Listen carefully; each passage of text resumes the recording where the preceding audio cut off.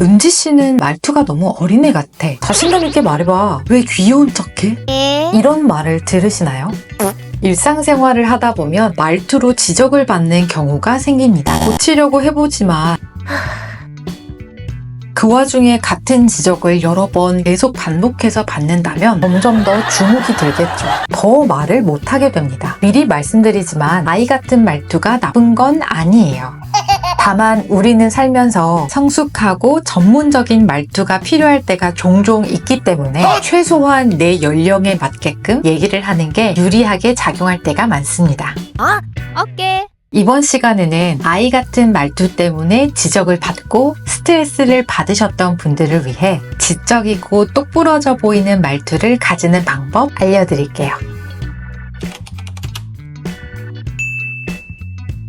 똑부러지는 말투 만드는 첫 번째 방법, 문장을 짧게 만들기입니다. 저는 2학년 3반 한서우입니다. 아이들은 말을 길게 늘려서 합니다. 언어를 배우는 과정에서 단어와 문장을 조합하는데 시간이 걸리다 보니까 생각을 정리할 시간이 필요한 겁니다. 그런데 성인들 중에서도 이렇게 말을 길게 늘려서 하시는 분들이 계십니다. 문장과 문장 사이의 연결 어미를 계속해서 반복적으로 넣는 거죠. 자꾸 주변에서 아이처럼 말한다고 하는데 그 이유를 모르겠어가지고 제가 유튜브를 찾아봤는데 스피치 학원을 다닐까 고민하다가 지금 공부하고 있는데 이게 잘 맞는지 모르겠어요. 말을 끝내기까지, 종결 어미로 가기까지 여러 개의 연결 어미가 나옵니다. 생각하면서 말을 끊지 않고 계속 이어가다 보니까 문장이 길어지는 거죠.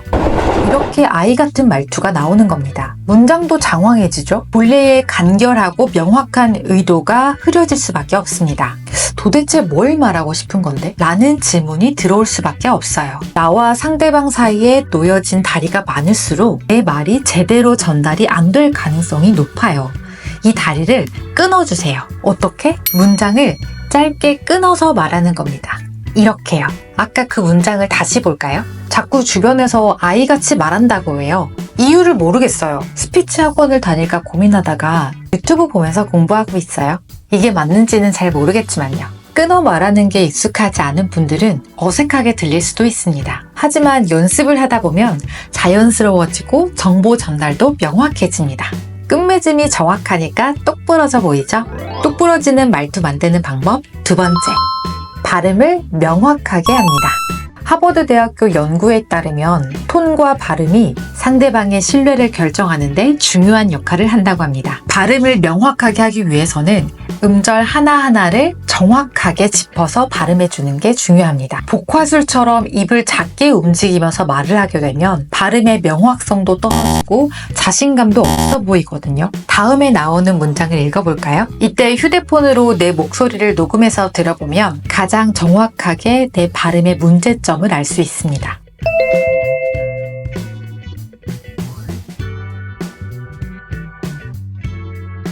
발음이 부정확한 분들은 이 문장을 이렇게 읽을 확률이 있습니다. 이렇게 좋은 날씨에 좋아하는 사람들이랑 있으니까 마음이 진짜 편해. 의사 전달엔 아무런 문제가 없지만 발음이 뭉개지고 또렷하게 들린다는 느낌도 없습니다. 이럴 때는 음식을 꼭꼭 씹어 먹듯이 음절을 하나하나 스타카토처럼 딱딱 발음해주는 게 매우 중요합니다. 이때 입모양은 무조건 크게 벌려주세요. 이렇게요.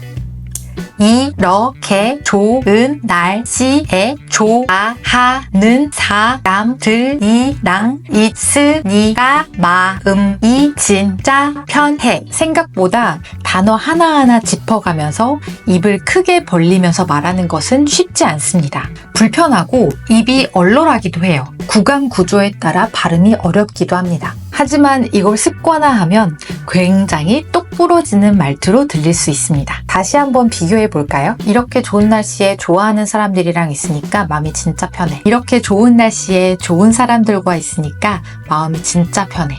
작은 것 같지만 굉장히 큰 차이입니다. 한 가지 팁을 드리자면 히읗과 이중 모음을 정확하게 발음하면 더 유창하게 들립니다. 이 문장에서도 좋아하는 사과 드세요. 발음이 뭉개지는 사람들은 이렇게 발음합니다. 좋아하는 사과 드세요. 이때 우리는 사과가 아니고 사과, 좋아하는이 아니라 좋아하는 이라고 해야 됩니다. 좋아하는 사과 드세요가 아니라 좋아하는 사과 드세요. 이렇게요. 공적인 자리나 여러 사람 앞에서 말해야 할 때는 이 연습을 통해서 똑부러지는 이미지를 부각시킬 수 있습니다. 야. 발음을 명확하게 해야 상대방도 나의 말에 더 집중하게 될 거고요. 똑부러지게 말하는 방법 세 번째.